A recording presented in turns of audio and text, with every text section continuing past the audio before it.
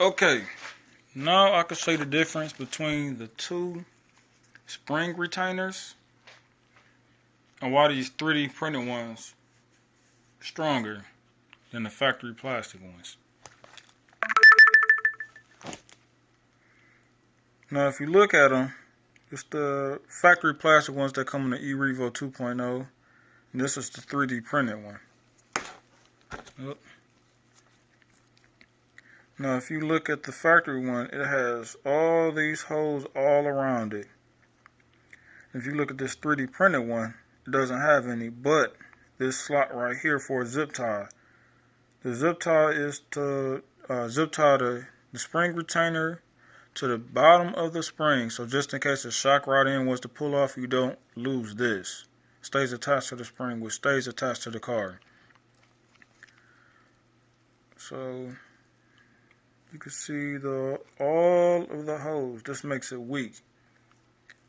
And it breaks in two pieces. It'll look like this.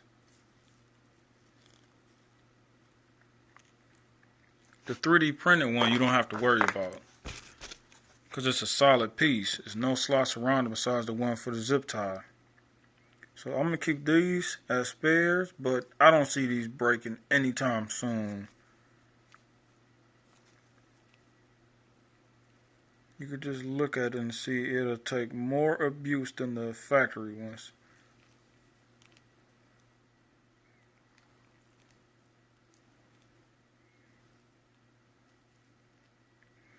And the guy's name the guy's name on eBay is Peter D 8705, but I'm sure if you just look up revo 2.0 3D printed spring retainers, these will pop up.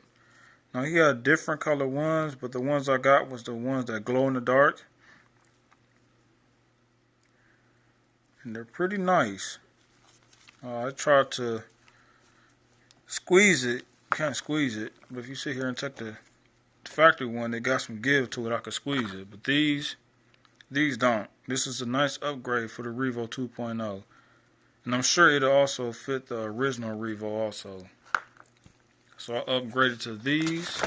I also have the hot racing ball ends, and they fit in there nice. It's nice and snug. So that's what you want in suspension setup, is a nice tight firm feel to get rid of any slop. These is well worth the money. Now I bought a pack of 4 of them. They came up to about $12, I believe, $8 to $12, which isn't bad.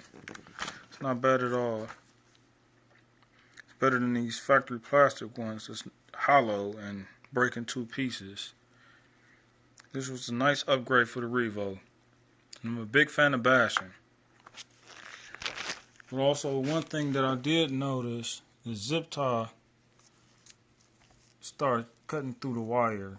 So I was thinking about going to a parts store, grabbing some heat shrink, and heat shrink these, 3 of them separate, then get one big heat shrink and shrink them together right where the zip tie goes, or not the zip tie.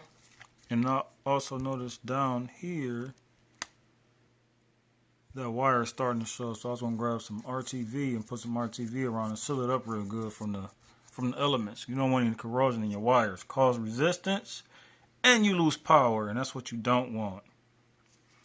So 3 heat shrinks. Heat shrink these up real good. Then one big one in the middle where the zip tie goes, and then zip tie back to the shock tower in the factory spot.